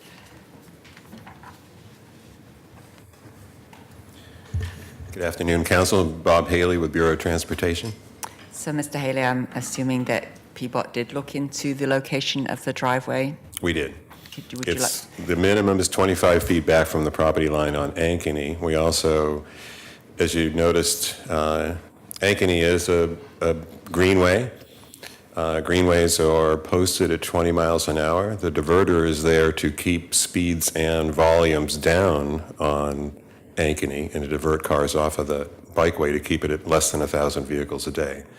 So if there is speeding going on, it's not part of the approval criteria. That's more of a motor vehicle violation than it is a criteria to look at. Unless we had a place with bad sight lines and speeding going on, we may take it into consideration. But given it's a low-volume street and low-speed street, and the driveway is twice as far back as it needs to be, we don't anticipate any safety issues at all, given also that it's only 8 spaces.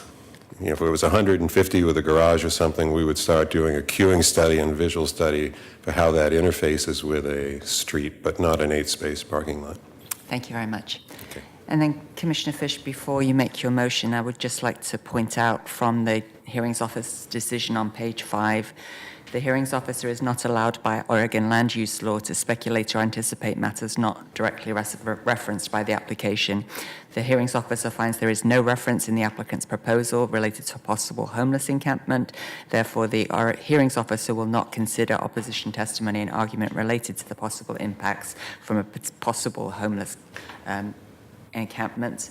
And then on page 11, the hearings officer cannot legally consider the possibility that someday in the future, the applicant would permit a homeless encampment to exist on the new parking lot. And so similarly, while I appreciate the good faith offer of the applicant to put in a condition of approval, we don't have the legal basis. The conditions of approval can only be added if they are necessary in order to approve the application. So thank you, Commissioner Fritz, and I do not intend to condition a proposed motion on a condition of approval, but thank you for going to the record and citing that, because that was missing in what I was going to propose. This is the point in the proceeding, this is Nick Fish, where we take a tentative role to see where the council is, and I want to say, just speaking for myself, to the not the appellant, excuse me.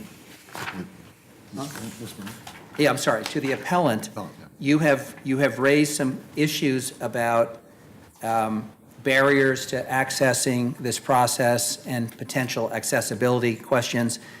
The Bureau of Development Services currently reports to the mayor. The mayor, unfortunately, is not here, but I intend to raise those concerns with him. I think you have identified some issues that we need to take a look at. Nonetheless, after hearing the testimony and reviewing the record, I offer the following motion for consideration: that we deny the appeal and uphold the hearing officer's decision to approve the proposal. Second. And it would be tentatively coming back later with findings, correct? That's correct, yeah. Okay, it's been moved and seconded. So I'd like to set a date and time certain for when you'll come back to adopt the findings. So just before, as a part of your motion, sorry. Okay, well, as part of the motion, you want to have that? No, let's. All right, go ahead and Let's vote. first Well, we have test the to see whether we deliberation have. And have a Got it. vote, You're and then we'll right. set I'm the sorry. time. Okay. Carla? So discussion of the motion, or is there any discussion? Well, I'd just like to agree with Commissioner Fish. I'm concerned and disappointed to hear the challenges that appellant faced in accessing information that should be available to all members of the public. And however, that doesn't change how I'm interpreting this case. I do think we need to make a real commitment to following up on that and ensuring that everyone has equal access in a timely fashion. Okay, if there's no further discussion, Carla, please call the roll. Udaly, Aye. Fritz, Ms. Byrne, thank you for bringing these issues to our attention. As Commissioner Udaly said, we are sincere, as we showed by our previous discussion earlier, to improve how the city provides services to everybody. And so that's something that we will look into. However, I support this motion because I believe the approval criteria have been met. Aye. Fish, Aye. Saltzman. Aye, so the tentative decision has been made to approve the application, and then we need to set a date for the findings to come back to council? Yes, thank you. Lauren, yeah. How much 2 time does the weeks Bureau need for or- findings? 2 weeks. Okay. Would November 7th, it's Wednesday in the morning at 10:50? That's fine. Okay? Yeah, so Wednesday, November 7th at 10:50, return to make a final decision. Great. Could you explain what the findings coming back to you? So, Ms. Byrne, this is Lauren King, the city attorney. So council made a decision on the application, but the findings at this point, the staff will now prepare a final decision that reflects what council's decision is, and then come back to vote. There will be no public testimony or additional evidence in the record. It'll be an opportunity for council to finalize and vote on those findings and make the decision final.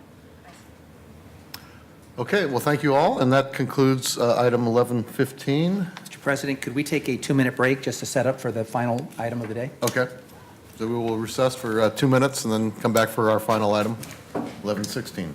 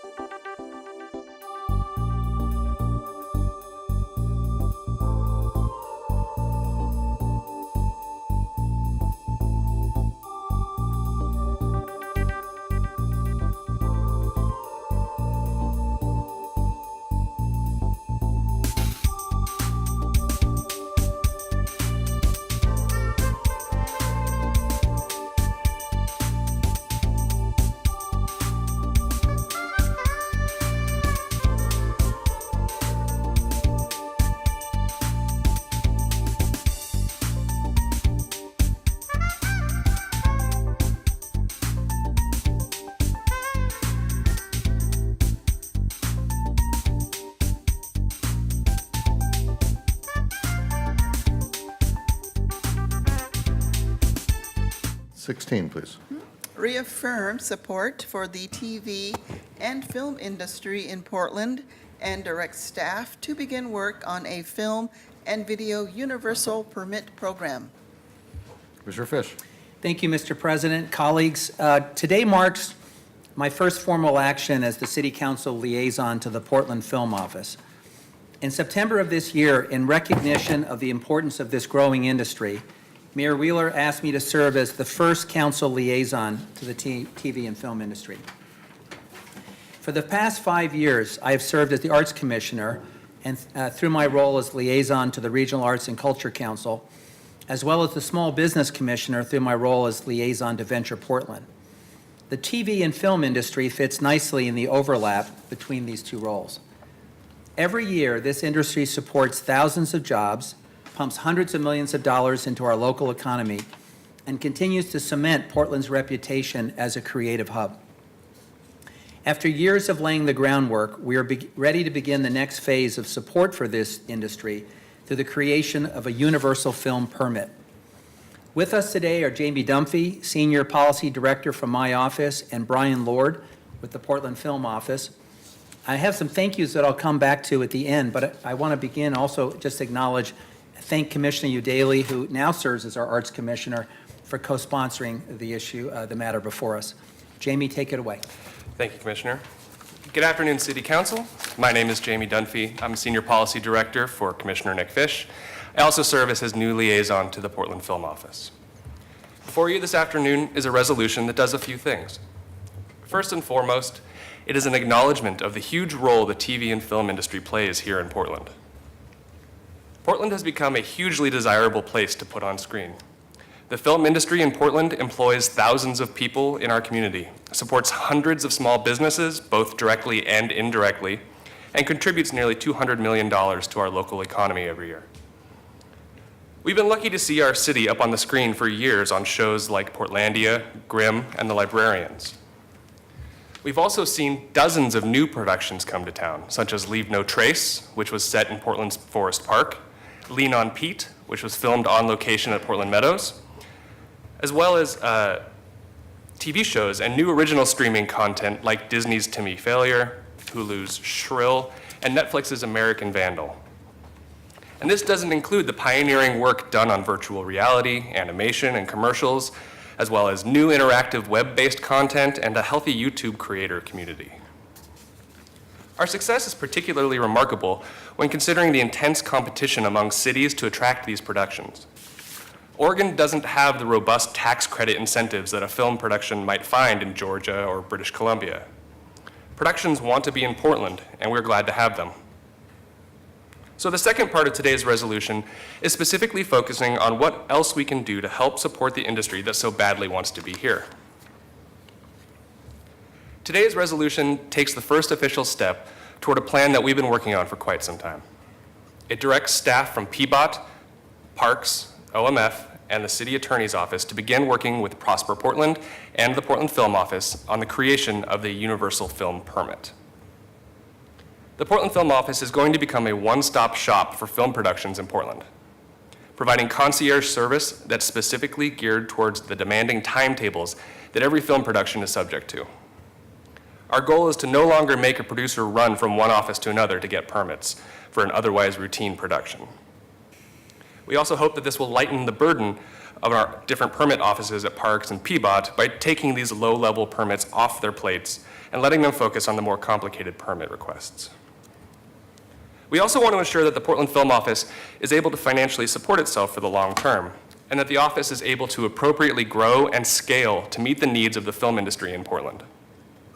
We need to right-size this office to be able to ensure quick turnaround times, smooth production schedules, and encourage future productions to come here instead of heading north to Vancouver, BC.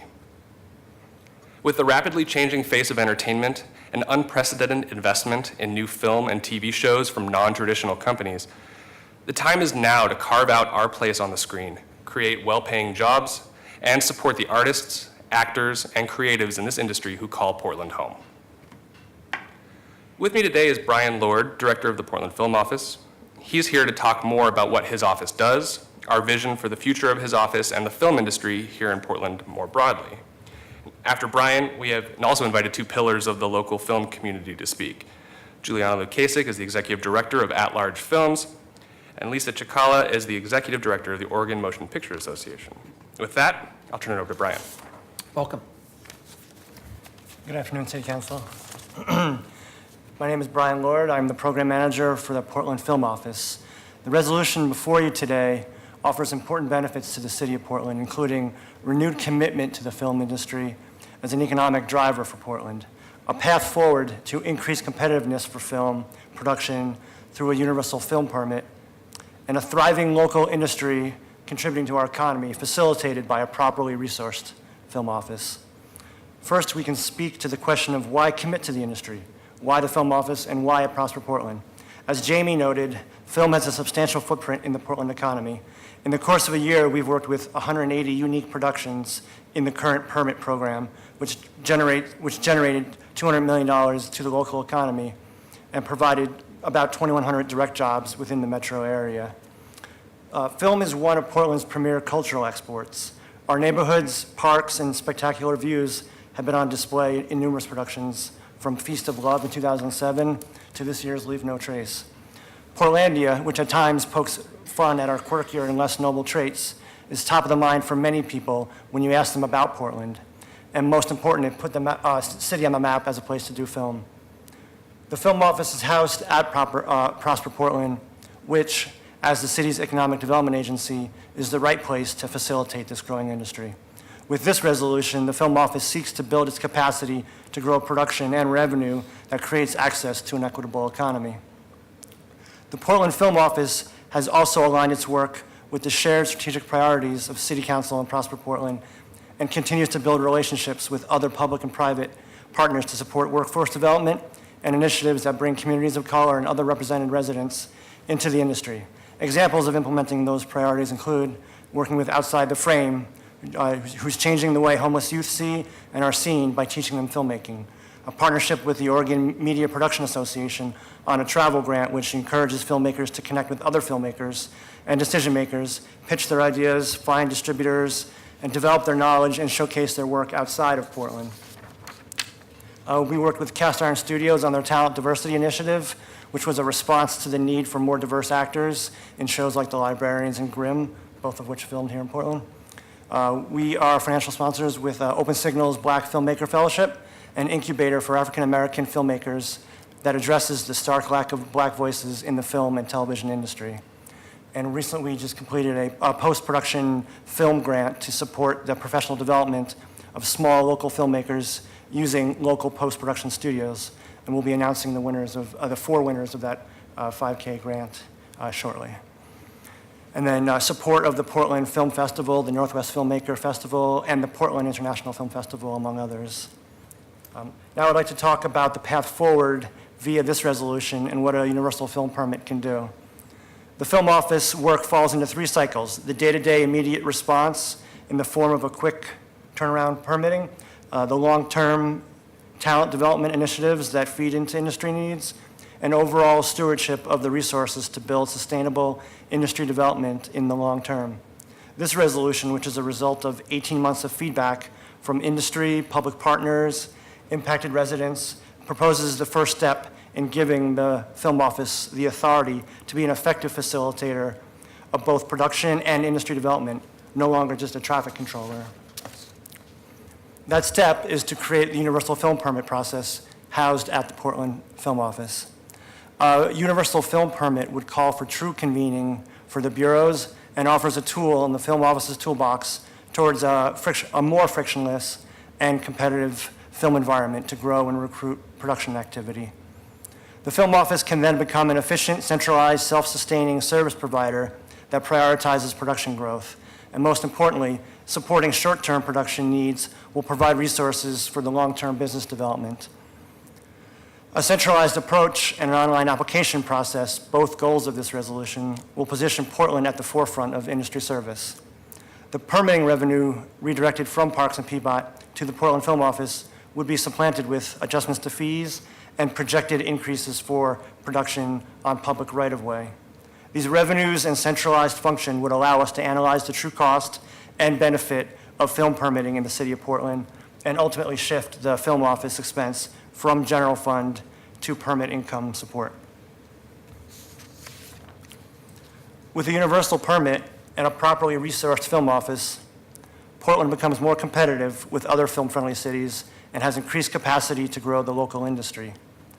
The film office must balance the needs of the city, the residents, and the industry to help it grow.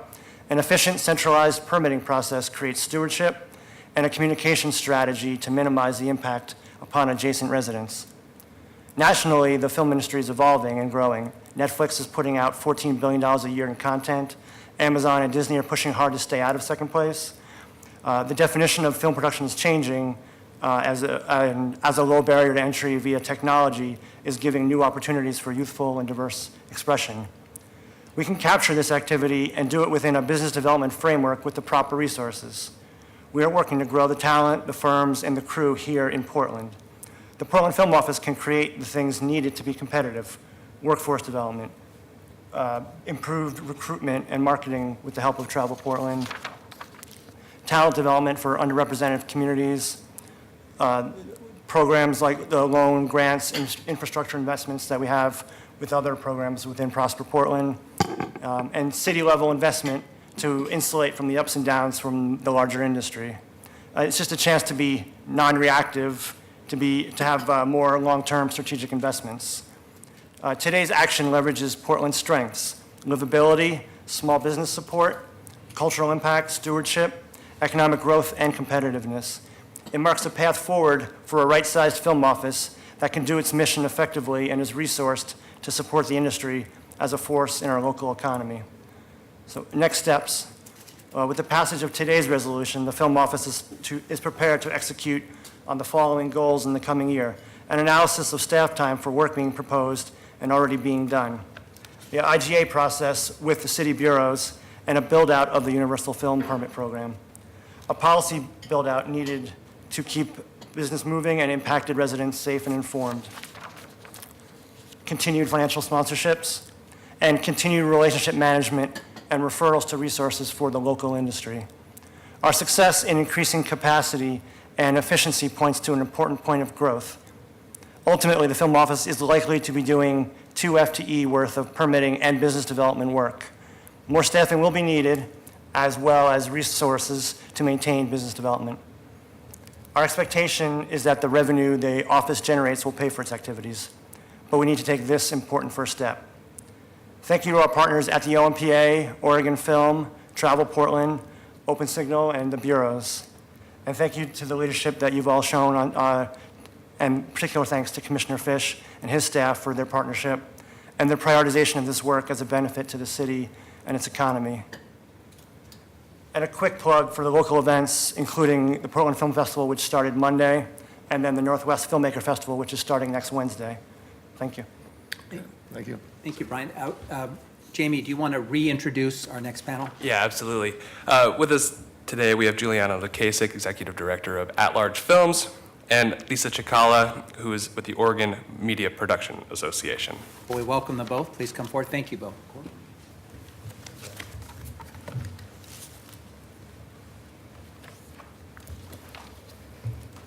Welcome.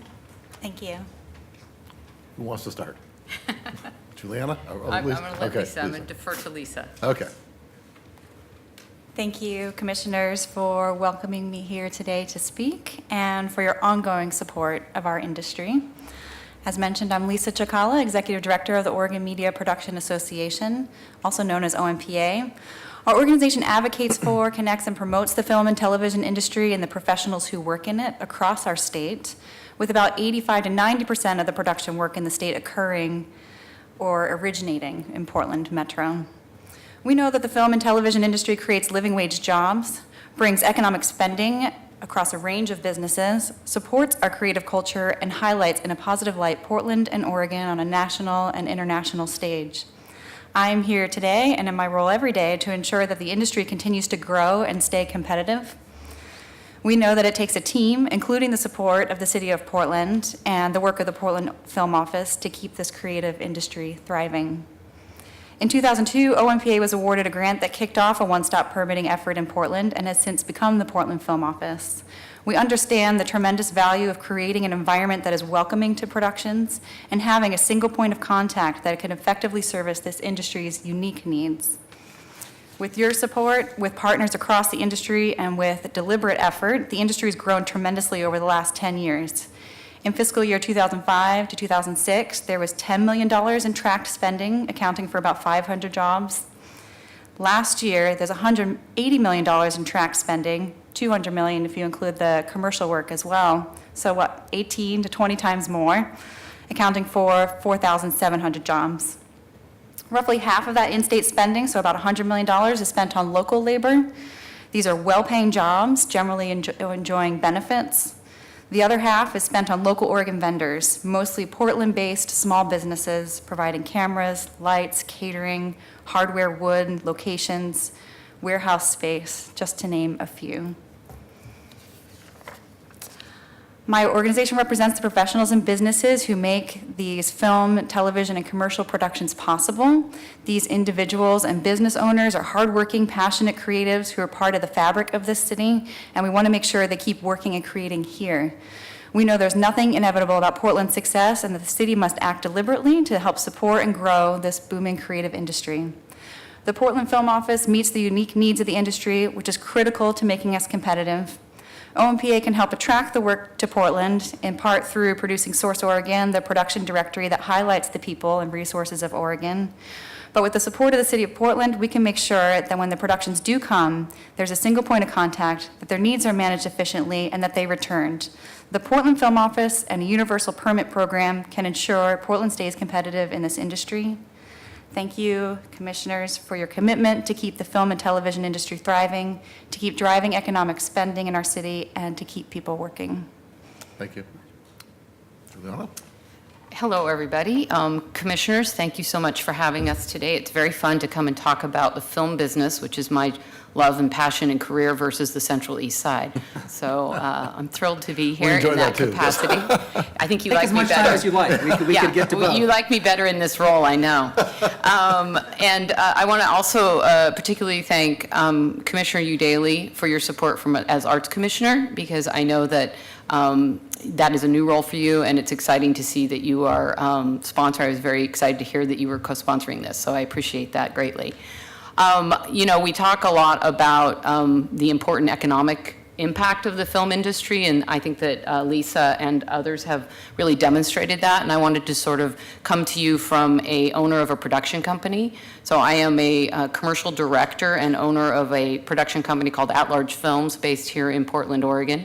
And I've had that company since 1999, and we do work for our biggest client, Nintendo, among others. And as when I work with Nintendo, we are frequently on location. That is the bulk of the business that we do.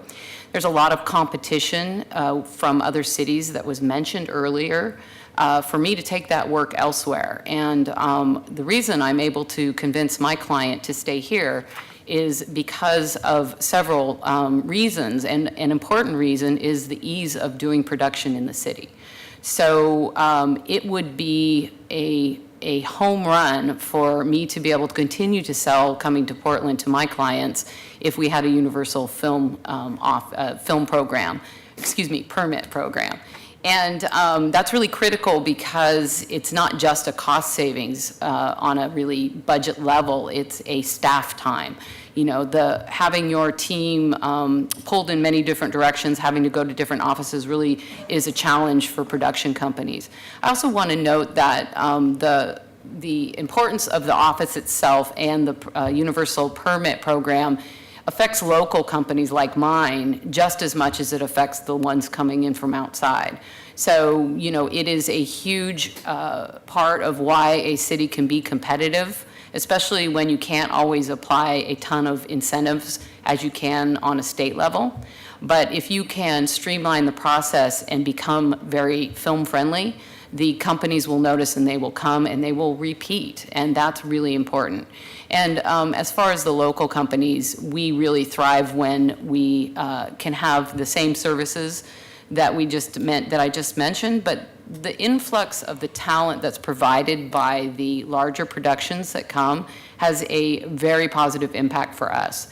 So Portland is in a really unique position because we have, with the success of the film industry in the last 10, 20 years, we have one of the most established, respected, incredible crew bases that you would find in any city, and certainly in any city, bigger cities don't have anywhere near the crew base that we do. It's amazing. I've shot all over the country, and it is definitely saying that the crews in Portland and Oregon are superior. So this is all really important stuff. There's a reason why it's so competitive with other states and cities to bring this kind of work, because it's a very attractive economic economic business to have here. So I strongly commend you all for supporting the Film Office. I was around when the Portland Film Office started. I'm dating myself a little bit, but that's true. And it has helped significantly to grow my own company. And the continued support is absolutely critical. And so I appreciate the efforts, and I ask that you pass this, that you move forward with these concepts that we're talking about today. And then to do a universal permit process would be absolutely essential to creating a competitive environment. And I strongly encourage you to do that as well. And thank you for your consideration in all of this. Thank you. Thank you very much. Thank you. Thank you both. Jamie? Jamie? And this concludes our presentation this afternoon. Okay. Is there anybody who wishes to testify? Any public testimony? Yes, we have one person, Lightning Super.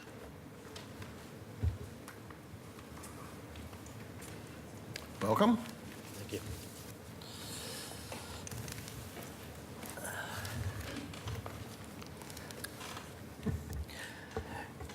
Yes, before my time starts, I'm going to do about a 1-minute presentation, and then I'll do a 2-minute video, just to put that on record.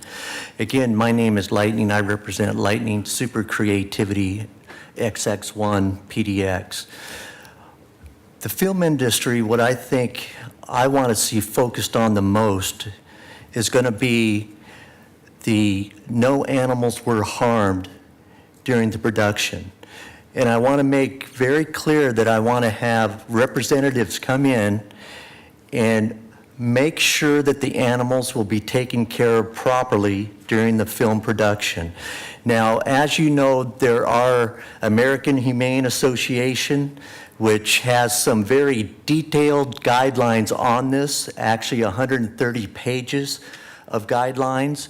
And I want Portland to understand the importance to a lot of people in the community. If they see an animal in a movie, they just want to make sure the animal was taken care of, everything was done properly, and they want to feel good about that. And that's very important for people in the city of Portland, in the state of Oregon, to be able to have that certification on these movies. Could you start the video, please, Carla? Thank you.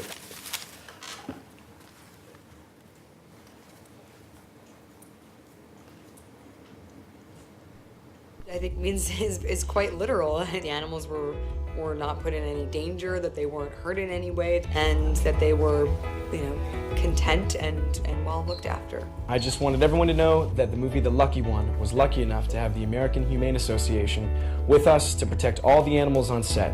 The thing that I kept emphasizing from the very outset was that the horses have to be safe, not even a scratch. The horses had to be safe. And so I just didn't want any horses getting hurt. I didn't want that sort of Damocles hanging over my head for the rest of my life, because I love horses, and I didn't want any of the horses to be in harm's way. I loved knowing that the American Humane Association was on set, making sure that no animals were harmed. It's a big endorsement to get that from the American Humane Association, and really they're very conscious of how the animals are treated. They're on set every day, making sure the animals were provided safe facilities and safe transportation, and they could only work a certain amount of hours, and they're just the happiest animals. You can tell. We followed the guidelines and did it the way we were supposed to, and we got the shot we needed. Everyone was happy. There are always shortcuts that are going to be more cost effective. And so you just have to make sure that there's somebody there to be a voice for the animals. I think especially with exotic creatures who are out of their own environment, I mean, if the idea of abusing them is just so disgusting, I mean, it's nice to know that there's a company that, I mean, literally was looking after the maggots on checking out if the maggots are being treated right. Having the American Humane on the set has been a nice vote of confidence that they're doing something right. I think animals are taken for granted a lot of the time. So when the Humane Association is able to help you give them everything that they deserve, you're in great shape. Nothing should be harmed to make a movie. It's a movie. Nothing should be hurt, nothing should be killed. You don't want to go to bed ever with that on you. Okay. So give yourself that break. Have American Humane there. There's a long history of SAG-AFTRA, and before it was SAG-AFTRA, of SAG and AFTRA working with AHA, and I think it's a really remarkable history. There are many, many, many years of productive collaboration between the organizations, and people should realize. Thanks for that film, though. I enjoyed it.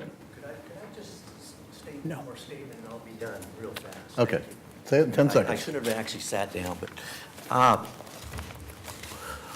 what I'd like to see on the permit process, if we could have that included in the permit process, at least to review the guidelines, to have an understanding what the guidelines are, and then if we want to have outside representatives come in and enforce that. So that's something to look into on this universal permit type We'll process. take a look at it. Thank you very much for your time. Absolutely agree. That concludes our presentation. Okay, this is a resolution, so please call the roll. Udaly? Well, Mr. Lightning, you are often full of surprises, and today I'd just like to thank you for bringing so many cute, cuddly animals into chambers. I really needed that. Thank you.